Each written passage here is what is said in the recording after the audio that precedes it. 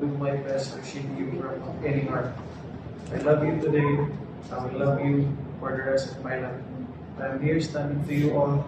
No matter what hardship we face, our love will make it through. Amen.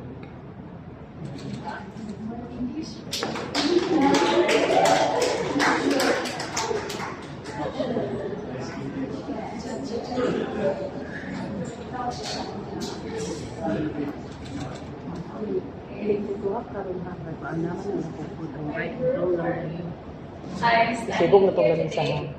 Pang Victoria. This very moment. Only when I stopped searching was I able to find true love.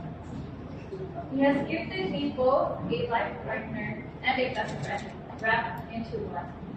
I am truly blessed to have had our paths aligned in His perfect life. Kung wala ka natangtang sa pamilya, wala na kita. So, pasalamat kayo natangtang ka. After years of living in different continents and having had my heart broken in different countries, ang ending, naaraman day akong forever. Nag-English pa ko, nag-Arabic, Bisaya, araman day gapon. Naaraman day I need someone na makasabot na kung sa puto na ganit ko. Matana na dahil, kasi yung mistakes na. Or gusto ka mga fake magic words. And also, makasabot na dapat before siya mo ingkod sa country or may ingkod sa couch, nakaliko o nakailis siya. Okay, even before COVID, mo gina ang one thing na kanang particular bis ayaw ko. So, para sa open like inarte or inoa or something. Pero, mo gina siya, nanagin siya, kung di siya maligo sa awit na siya sit, nagihari siya po yung ingkod. Ano sa ligo? So, also, here is someone who supports my likes and dislikes, who does his best to try things I'm interested in, like League of Legends, even though he was only ever into Dota, and doing his best to help us get our daily win, maski feed na kayo ni Duha ni JJ. And speaking of JJ, naaraman I need someone na genuine to take up his role of supporting me with my brother. Like, super supportive. Usahay na gani. Namarag sila nang igsuon. Ako na, ang third wheel. To the point na, naikutlan si Harvey na naidagoy ni JJ na siyang patrin. And basta si JJ, if makauli si Harvey na wala pa siya pag-goodnan.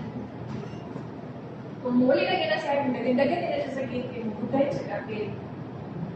And basta na-food from him, automatic. Nakikita pa rin si JJ. So, ang ending, duha na sila akong bantayan sa isa. Jokes aside, thank you so much for everything, and I promise to do as you have and value your family as my own. I swear to have your hand in both the celebration of victory and in the midst of hardships. We will no longer face tomorrow alone because you and I are. And being a team means I will do my best to continue to find creative ways to keep loving you when needed. Like laughing at your jokes, no matter how corny or rude they are.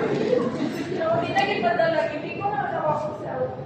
Or tolerating your polar opposite taste in music. I-old school kayo. Ano pag yun? Even in movies, whenever ko malingaw ang vintage Tagalog action movies na or comedy so na silang Dolphy, but hey, nakapagusto sa watch of horror marathons at kung na ako ang relaxation film. Together, I look forward to all the adventures that await us, and with my whole heart, I thank you as my husband and acknowledge and accept your faults and strengths as you do mine. I pledge my love, devotion, faith, and honor as I join my life to yours. I love you. There you go!